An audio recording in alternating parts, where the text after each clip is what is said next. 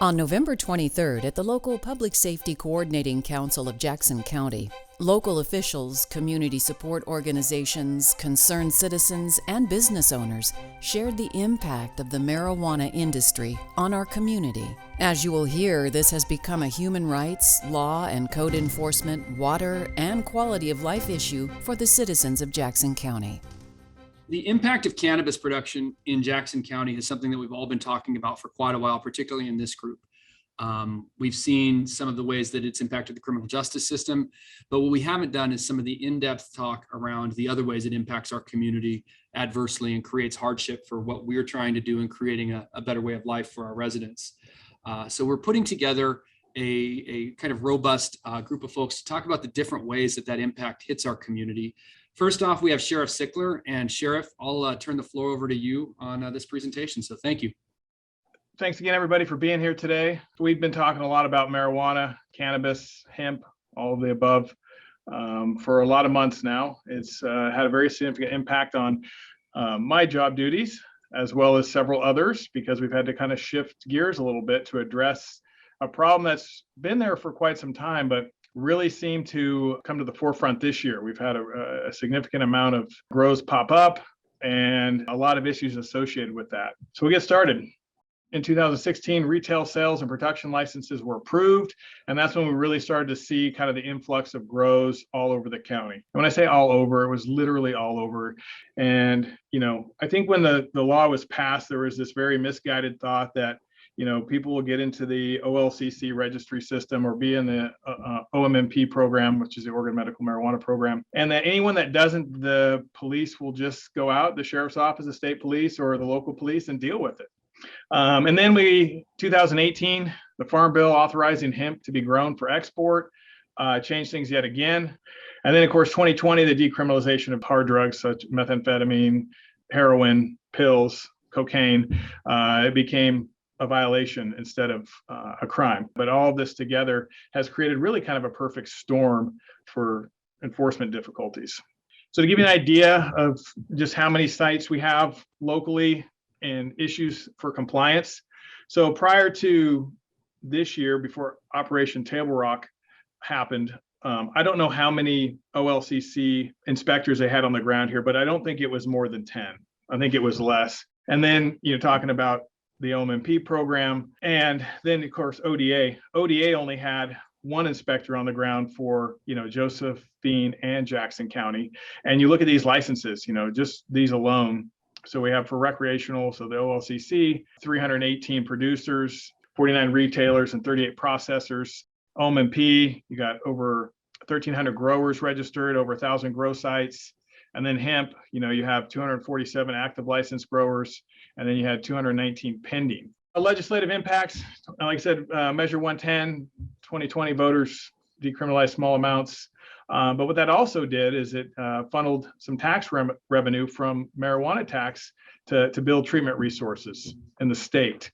And Danny, you can correct me if I have my numbers off a little bit, but I think it cut about $2 million annually from the county revenue, which that money was used to be funding the impacts caused by cultivation of cannabis. In addition to the Measure 110 increased opportunities for drug trafficking. Again, we've seen a large spike in fentanyl, especially with overdoses in Southern Oregon. Impact to law enforcement services. So you can see here by the graph, you can see in 2016 and 17, we started to spike quite a bit. And then in 2018 and 19, we were up to, almost 30,000 calls more than we had previous years. And we have a significant nexus from marijuana to homicide cases. We have had about 20 different homicide cases for the sheriff's office in the last 3 years. About 75% of those have a nexus to marijuana. In 2021, we saw this massive growth in illegal grows compared to years prior. So we have marijuana grown with no licensing at all. And then we have marijuana grown under hemp licensing. You can't tell the difference between a hemp plant and a marijuana plant at a distance. You have to do a test. And then you have the mix of, so you have the marijuana and hemp grown together, which is a real thing. We have it, they mix it in fields, they plant portions of their grow as marijuana and hemp, or they have greenhouses on the same property as they have hemp, and just all manner of things. And then they can use the hemp to help them disguise the marijuana. And then they're shipping the marijuana all over, creating another avenue for distribution. And then this year we saw the cartel. Quite a bit of our large scale grows are associated with cartel. And of course, that brings in a whole nother host of issues. And then we'll talk about labor trafficking, human trafficking, additional humanitarian issues. All right, I'm going to turn it over to Ted Zook, who is our Development Services Director. Thanks, Sheriff Sickler. I like this picture here. This shows a lot of what we're going to talk about. Part of it to have the cannabis operation, whether it's hemp or marijuana, needs to be EFU or forest resource land. And as you can see, what they're doing is they're destroying our farmland. Those driveways, that ain't coming back as farmland. That's not being protected resource. The buildings out there, they either need to have an agricultural exemption from a permit or they need to have a permit, and these buildings never do. They've got the plastic issue. You can see it out in the fields out there. That's environmental issues. The RVs on the property. I mean, this encapsulates a lot of what we're seeing, those livability issues. These I put in here. I know we're going to be talking about the human trafficking and the conditions that they live in, but these are just some of the pictures that are typical. Code enforcement goes out and sees this in just about every site, as does the sheriff. You take a look at that top picture there, there's people in tents and there's squalor conditions. They also take a look at the fact that they're in a greenhouse. There's plastic over that. In the summertime, that is over 100 degrees in there. It is not a good place to be living. Secondly, obviously it doesn't meet building code. Look at the 2x4s and stuff there. But if that were to catch fire, we now have all that visqueen, which is basically going to turn into liquid plastic and drop down and trap people. This is where we're at. So in 2015, before marijuana was legalized, we had 599 code enforcement cases. 2016, marijuana became legalized in March. We had our land development ordinance where we put the time, manner, and place rules. And in that first year, we jumped up to 902 cases. 2021, and this is back to October, so these numbers are a little higher than this actually. 1,632 cases and 927 of them cannabis related. So the 1,632 goes up because that's all those building code violations. That's the land use violations that go along with the cannabis. This is what we get left. This is after the greenhouses are gone. This is, we've got the solid waste issue now. We still have that unsafe electrical out there that has never been saved off. We have the plastic, all the environmental concerns. The solid waste can be things like the places where they had no restroom facilities, bathroom facilities, and it's just human feces. As I did mention, we have seen a substantial impact in complaints since this year, but even prior. The work for the water master went up considerably in 2016 and 17 with recreational marijuana, and then again with hemp. So just kind of an illustration of kind of what we see at some of these grows that don't have water plans or don't have water rights. They have to improvise. So if it's close to a creek, I know we have a lot of instances of people diverting water from the creek without water rights to do so, or the river. We've had instances of actually damming up small areas and diverting water. And these are all things that the water master would have to investigate. Here's another thing. You see some of the environmental impacts, chemicals, water, just really a lot of disregard for the environment with these grows. I'll just add that similarly to code enforcement, the number of complaints in the water master's office, I think, has gone up about 800%.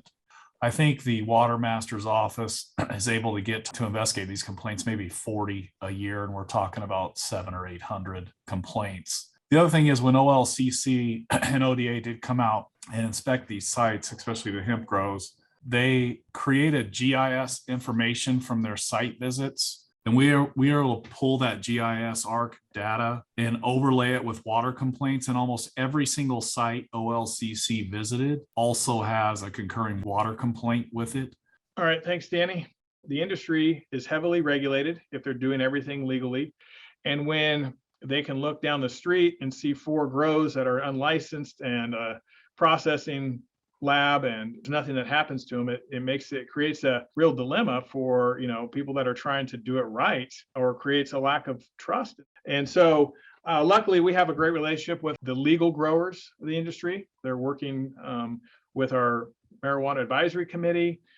They work with other government entities to help root out the problem growers, but it's just a big task. Hey everybody, good afternoon. I'm Kathy Kazine. I'm the program coordinator with UNITE, Center for Farm Worker Advocacy. For those of you who aren't familiar with UNITE, we've been serving farm workers and immigrant families in the Rogue Valley since 1996. So this year we're completing 25 years of serving the families. We provide educational and advocacy services for families. So the impact of the hemp has been pretty negative. Sheriff Sickler mentioned that it was the perfect storm. So we call it kind of the triple whammy. First of all, the ag workers were hit with COVID. And so a lot of them were considered essential workers.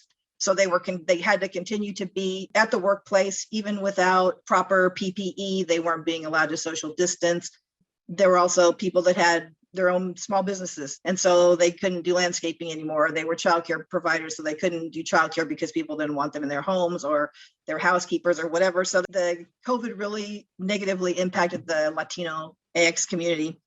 So one thing we did see with COVID was situations like this where we saw huge outbreaks in the hemp fields. So people who were either trimming the marijuana buds or whatever they were doing, they weren't again allowed to social distance. At one point in Jackson County, and this is all before the vaccines, there was the Latino population made up 56% of all the positive cases. They were threatened by the bosses that if they did say they had a sore throat or had a cough or something, that they were going to be fired. We try to do outreach to the hemp farms and it's impossible. They have armed guards at the gates, so there's no way you could even try to get in. The workers also have mentioned that they threaten them if they decide that they want to go after their unpaid wages, that they're threatened, guns to their head, we're going to harm your families in Mexico or wherever the people come from.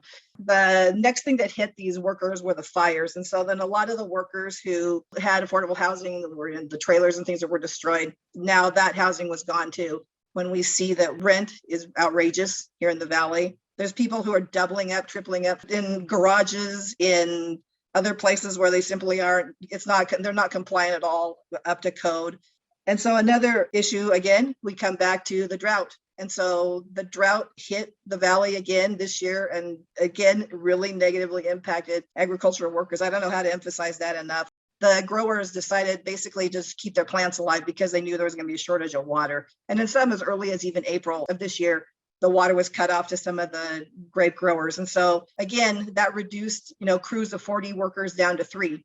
We still have the pears. However, this year, again, with the drought, Bear Creek orchards, what they usually pick 10 to 15,000 tons of fruit a year. This year, they picked 5.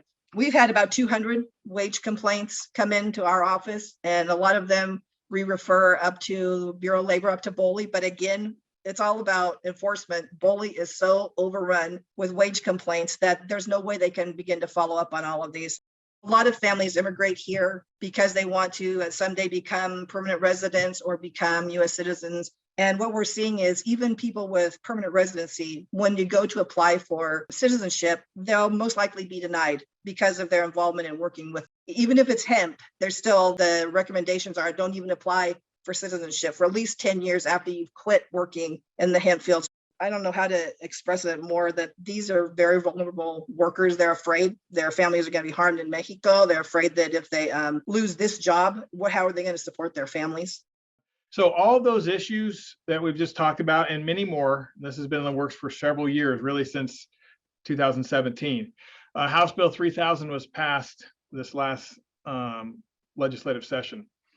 And that closed the loophole between the cultivation of hemp and marijuana. It made it a crime now to grow hemp without a license. So it's a low-level misdemeanor, but it does give our detectives the ability to write a search warrant to go inspect the grows. And they actually inspected about just over 200, and they found 54% of those were growing marijuana. They inspected 60%, and half of those were growing marijuana. About another 30 either denied access or refused to allow contact with the OLCC. So I can infer what's going on there. So what are we going to do moving forward, knowing all these things? So the big thing is we need more resources for regulation and for law enforcement. We need enough funding for law enforcement that we can go out and deal with the illegal actors, the ones that are growing marijuana illegally. And we need additional funding for our code enforcement and the water master, stronger penalties for those engaging in large-scale illegal marijuana cultivation. So right now, if you grow one greenhouse on your property that's illegal, or 100, it doesn't really matter. It's the same penalty. Deny licenses and applications after prior violations. Stronger penalties for repeat offenders. We do that for DUIs. We do it for other offenses. And yeah, technically, I guess, and I'm not the best one to explain this, but if you continue to get criminal convictions, you could move through the sentencing guidelines, but really it needs to be set up something like the DUI. If you get caught growing multiple times and you've run afoul of the rules, that there should be stronger penalties for repeat offenders. It just makes sense.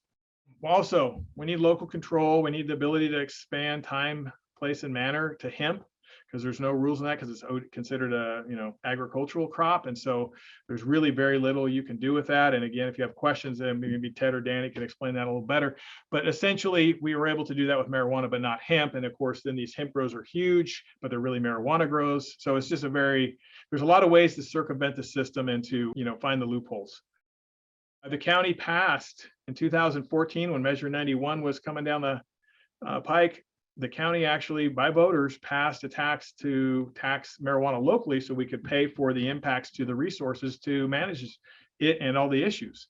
Well, when Measure 191 passed, they said, no, you're not going to be able to tax at the local level. And this is a real brief summary of all that. But essentially, the state would do it and divvy up the funds. And you can see right now we're not getting enough to even begin to cover the issues that it's caused for our community.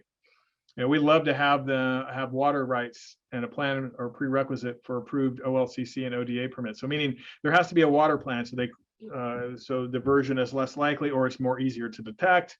There's just a lot of things. And of course, increased penalties, civil and criminal, for issues related to water. There's a committee for that House Bill 3000 that's looking over a request we made to add 37 additional staff. That's how many more staff we think we need to be able to get a handle on this. That's across law enforcement, code enforcement, and water. And they're considering making an e-board allocation right now, not for the full amount requested, but enough to get us through up to April to begin staffing that number of 37 additional FTE, and then giving an allocation that will be a more statewide approach in a February special session. And then lastly, I know I'm going to be sitting on some committees or some work groups up in Salem. One is going to be the labor trafficking piece for sure. And, obviously that's a huge part of this, the victimization of those who are working in these grows. But the bottom line is I'm certainly an advocate of the issue is the illegal marijuana industry. We've been asking for years for help from the state. And I want to point out the argument here that the state preempted our right to impose a local tax that would have gave us the ability to deal with this on our own, with the promise of funding us to do it. At the high point the county received about $800,000 a quarter. After ballot measure 110 redirected funds to treatment, we're receiving about $200,000 a quarter. Clearly, that doesn't meet the need for managing the impacts from marijuana or illegal cannabis. So our board, through our staff, made a detailed inventory of all the things that we thought House Bill 3000 missed. And our board agreed to pass an emergency declaration asking the state for help.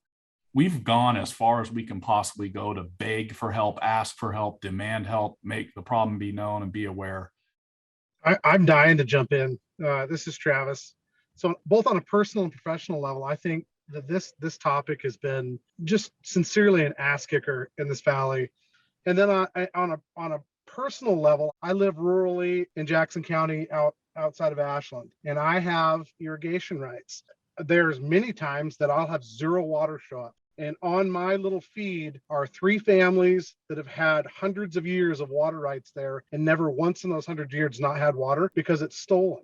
And I literally took half of a year of my life to chase down a certain individual who was stealing the water. It turns out he's a multi-millionaire from Alabama who just pays some degenerate locally to grow his pot. He doesn't care anything about this community. He doesn't care anything about the damage that he does, the water he steals. There's no boundaries to the things they will do because they just simply don't care. I want to thank Sheriff Sickler, Ted, and Danny for speaking on behalf of the county on this issue. And Kathy, thank you so much for bringing a voice to this table for people who often don't have the ability to speak on for their own needs. It was so needed and important. And I hope you can continue to inform us as concerns and progress happens for the population of labor who are doing so much of this work and being harmed. So thank you.